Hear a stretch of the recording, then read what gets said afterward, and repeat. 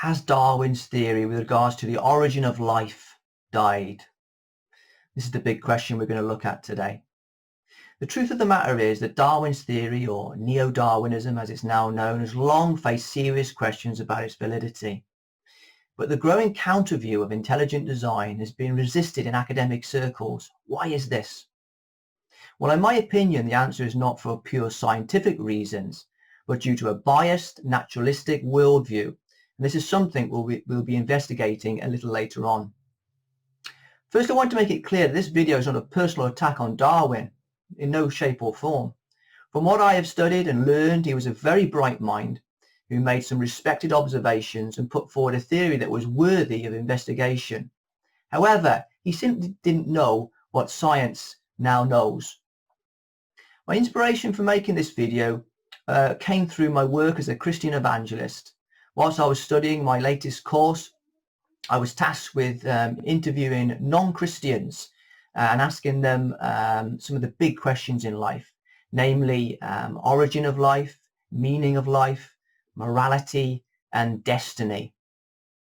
And it's whilst recording feedback on these areas that I noted a few in number citing the Darwin theory as the answer to origin. Now, I've always held a different view, but my interviews were not about my own views. It was all about recording other people's beliefs and views. For me personally, I've always held the view that anything with intelligence in it must logically have intelligence behind it. But having heard other people's views, I thought, I'm going to have a look at this situation. I'm going to investigate Darwinism for myself. After all, truth matters, doesn't it?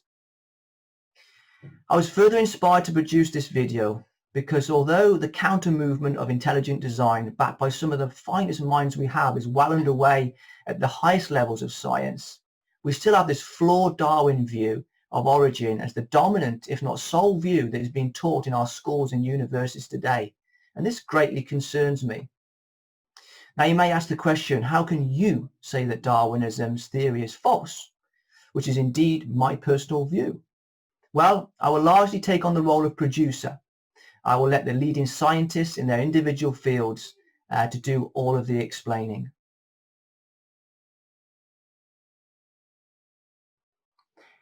To understand Darwin's theory, we first need to understand two terms, namely microevolution and macroevolution. Laboratory studies have shown that living things have the ability to shift their biology to better fit their environment. However, these same studies have demonstrated that such changes can only go so far, and that those organisms do not fundamentally change. This is what Darwin observed in his studies, small changes in certain species due to their environment, and this is what is known as microevolution. This is confirmed by Professor David Gelernter at Yale University, who investigated the Darwinism theory in detail, and he says this: there's no reason to doubt that Darwin successfully explained the small adjustments by which an organism adapts to local circumstances, changes to fur density or wing style or beak shape. As an example, microevolution can also be seen in the breeding of dogs, for example. We only have to go for a walk in our local park, don't we, to see all the variants on show. However, even the most aggressive dog breeder has not and could not make a dog something else. However, the theory of long-term evolution that transforms a fish into a cow or to a sheep, for example, requires what's called macroevolution, and this is something completely different. It's this theory that has been proved as utterly flawed. To be fair to Darwin, as I've already said, he could not have known what modern science now knows.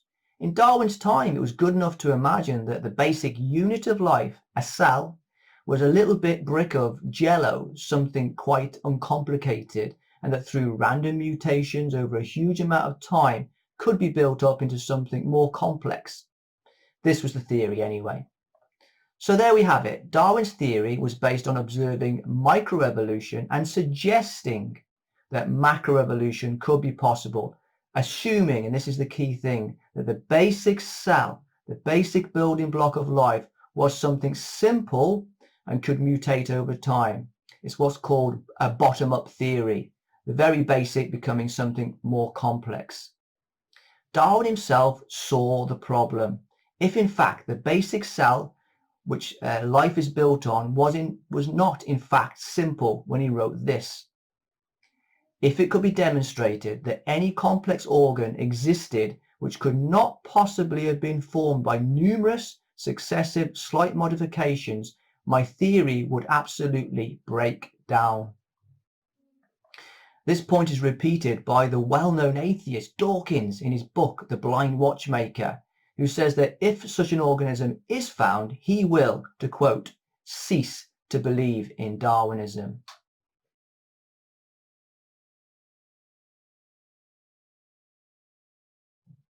So we've just learned that the evolution theory is based on the simple becoming more complex through random mutations. In the following segments, we will look at why this is both not the case and not possible. First, let's take a look at what the experts now know about the living cell, the building block of life. Dr. David Berlinski, who is a leading philosopher and mathematician and is currently a senior fellow at Discovery Institute, Center for Science and Culture, says this. It was a reasonable theory, commenting on Darwin's bottom-up theory, but it's not true. The cell is an unbelievably complex bit of machinery, unfathomably complex, and we haven't understood its complexity at all. And every time we look, there seems to be an extra, additional layer of complexity. Let's hear from another expert, Mr. Michael Denton, who is a geneticist and holds an MD from Bristol University, as well as a PhD in biochemistry from King's College, London. Even the tiniest of bacterial cells, weighing less than a trillionth of a gram, is a veritable micro-miniaturized factory containing thousands of exquisitely designed pieces of intricate molecular machinery, made up altogether of 100,000 million atoms, far more complicated than any machine built by man and absolutely without parallel in the non-living world. Furthermore, according to Denton, there seems to be little evidence of evolution among the cells. Molecular biology has shown us that the basic design of the cell system is essentially the same in all living systems on Earth, from bacteria to mammals. In all organisms, the role of DNA or RNA and protein are identical. The meaning of the genetic code is also virtually identical in all cells. The size, the structure, and component design of the protein synthetic machinery is practically the same in all cells. In terms of their basic biochemical design, therefore, no living system can be thought of as being primitive or ancestral with respect to any other system, nor is there the slightest empirical hint of an evolutionary sequence among all the incredibly diverse cells on Earth. Now, we can't look at this complex factory at work in the living cell without mentioning DNA. The genome consists of a complete set of genes. Genomes, or rather the DNA that encodes them, are generally very large. The DNA or E. coli bacterium is about 4 million letters long and would fill 1,000 pages in a book, whereas the human genome is over 3.5 billion letters long and would fill a whole library. As a matter of interest, the actual length of the DNA tightly coiled in a cell of the human body is roughly 2 meters. Since there are about 10 trillion squared cells in the human body, the total length of the DNA is a mind-boggling 20 trillion meters. This information has been provided by Professor John Lennox in his book, God's Undertaker. So there we have it. The cell is both incredibly complex and has not evolved. The evidence could not be clearer.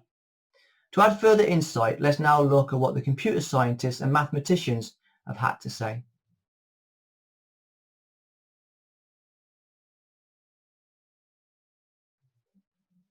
Stephen Meyer, who is a philosopher of science and a director at the Center for Science and Culture at Discovery Institute, recently gave some interesting background as to when computer scientists and mathematicians got really interested in the evolution topic. It was as far back as the 1960s at a now famous meeting at MIT in 1965 that had biologists, evolutionary biologists, computer scientists, mathematicians, physicists and quantitative science scientists in attendance that led to some heated debates as to the credibility of the neo-Darwinism theory as an answer to new forms of life.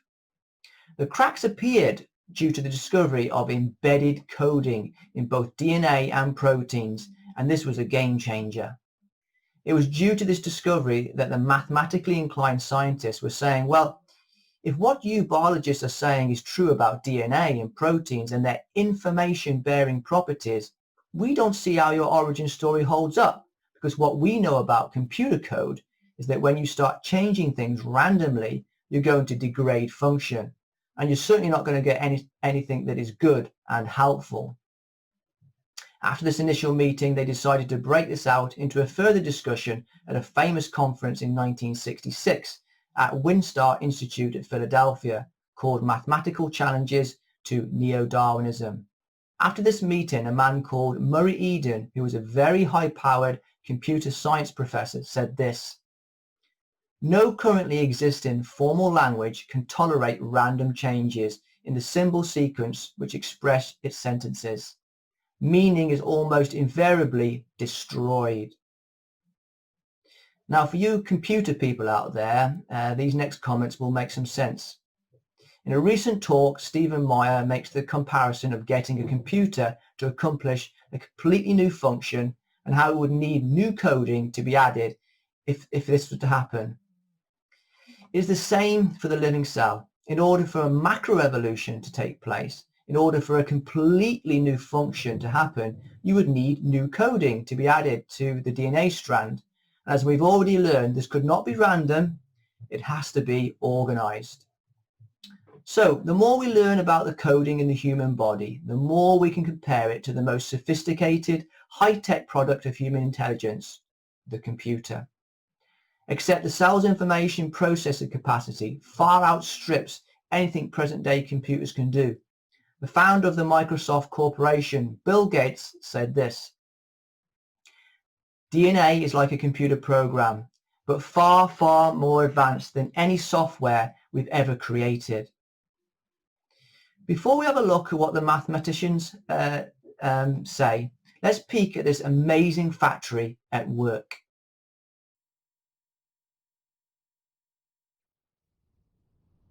Here is a cell, the basic unit of all living tissue. In most human cells, there is a structure called the nucleus. The nucleus contains the genome. In humans, the genome is split between 23 pairs of chromosomes. Each chromosome contains a long strand of DNA, tightly packaged around proteins called histones. Within the DNA are sections called genes. These genes contain the instructions for making proteins.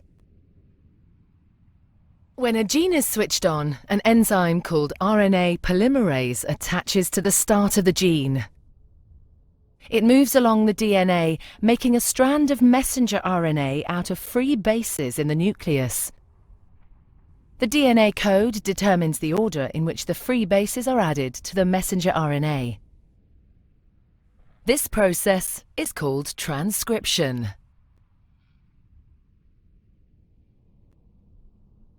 Before the messenger RNA can be used as a template for the production of proteins, it needs to be processed. This involves removing and adding sections of RNA. The messenger RNA then moves out of the nucleus into the cytoplasm.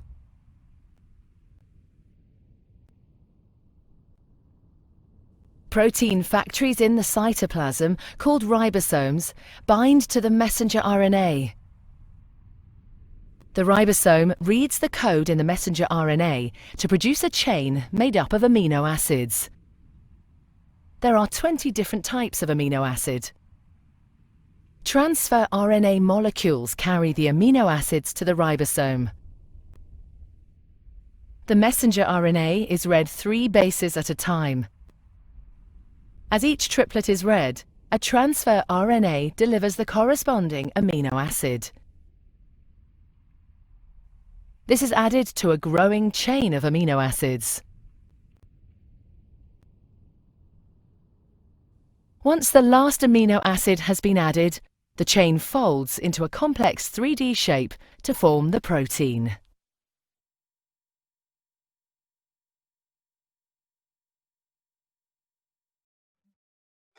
Isn't that amazing? Now, mathematics is now having a major say in the evolution topic, given now what we know about the complex coding involved. But not being a mathematician, it's difficult to understand the incredible numbers involved. Therefore, analogies for the average brain like myself are always helpful. Let's listen to what Stephen Meyer says about the possibility of random chance producing just a single functional protein. The chance of random chance selecting the correct functional gene capable of building a new functional protein is like trying to find a needle in a space the size of Texas. Therefore, it became overwhelmingly more likely that a random search will fail in generating even one gene capable of producing one new protein in the entire history of life on Earth. That's what we're up against when we talk about the mutation selection mechanism as a means of generating new information. Mathematician David Berlinski went as far as this when being interviewed on this very subject. I'm happy to stand in your corner on the subject of Darwin's claim as to how species came to be and go as far as saying it's impossible. Now, as if we need any more evidence, let's have a look at the fossil records.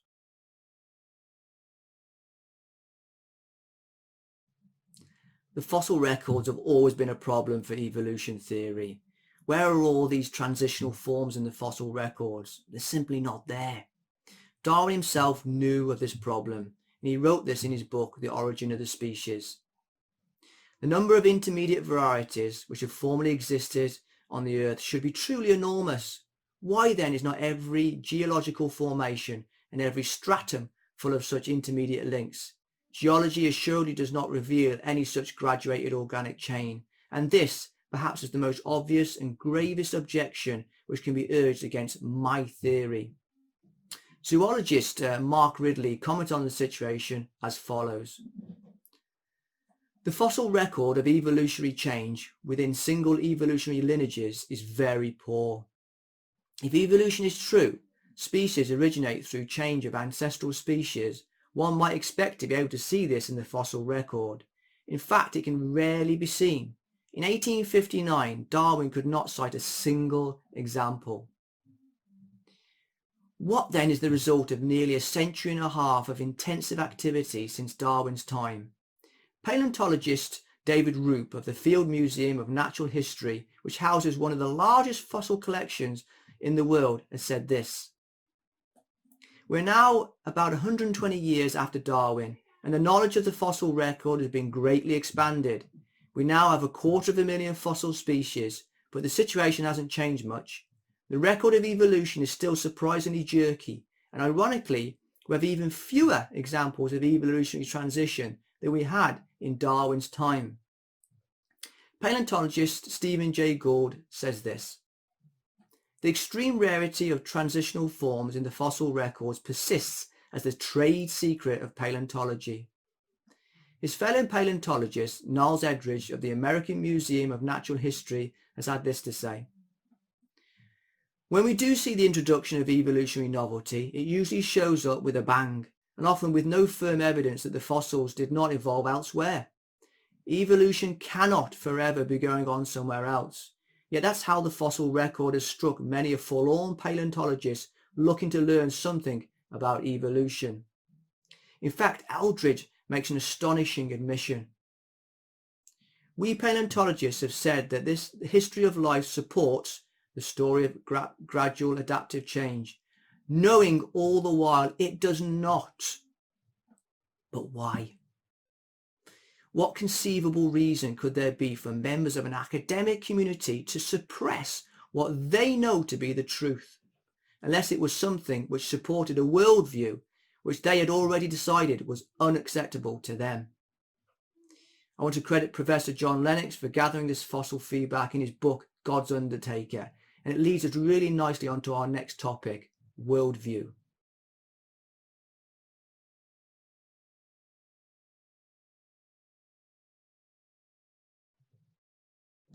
A worldview is the lens that we view the world through. Whether we admit it to ourselves or not, we all have a worldview. For the theist, meaning believing in God, we view the world through the belief that there is a God who created everything. We see incredible design and balance all around us, and as I've said before, we logically assume that anything with design in it has a designer behind it. We look at the earthly comparables that we have, the computer, the house, the watch, to name but a few examples, and rightly know that behind all of these items was an intelligent mind that designed each and every one of them for a purpose. We apply this same rational view when we look at the complexity and incredible design that we see in the human body and the world around us. We see the hand of a designer. In comparison, the naturalistic worldview is that the natural world as we know it is all that exists. Carl Sagan expressed this most clearly in his Cosmos series, which he prefaced with a statement: "The universe is all that is, or ever was, or ever will be." They ultimately believe that the source of life is time plus matter plus chance. The laws of nature that we've discovered created everything as we know it. Funny for me when I hear this term, the laws of nature, I always assume a lawgiver. However, for the naturalistic worldview, no outside supernatural intelligence or lawgiver is entertained, and they are aggressive in their defense of this position. In my opinion, and that of many others, this goes beyond science and becomes more about worldview than science. To back this up, let's see what Professor David Gelernter says about this situation through his own experience in the academic world. Darwinism has indeed passed beyond a scientific argument as far as they, naturalistic worldview, are concerned. You take your life in your hands to challenge it intellectually. They will destroy you if you challenge it. What I've seen in their behaviour intellectually and at colleges across the West is nothing approaching free speech on this topic. It's a bitter rejection which comes nowhere near scientific or intellectual. Darwinism is no longer just a scientific theory, but the basis of a worldview and an emergency religion for the many troubled souls who need one. Why is this? Well, firstly, we must understand that the science world is not immune to group thinking, and this is certainly the case with the naturalistic worldview. Secondly, many people have a lot to lose. Consider the job positions, the social dynamics, and the grants that are in play here. And it goes beyond these reasons for me. Acknowledging a creator brings Christianity front and center, and then there's the moral accountability to God, the creator. And some atheists and academics have been very honest about this situation towards considering God. Listen to what the highly respected Professor Thomas Nagel once said: "I want atheism to be true, and I'm made uneasy by the fact that some of the most intelligent and well-informed people I know are religious believers. It isn't just that I don't believe in God, and naturally I hope that I'm right in my belief. It's that I hope there is no God. I don't want there to be a God. I don't want the universe to be like that." Very honest. So let's move on to the conclusion of this talk.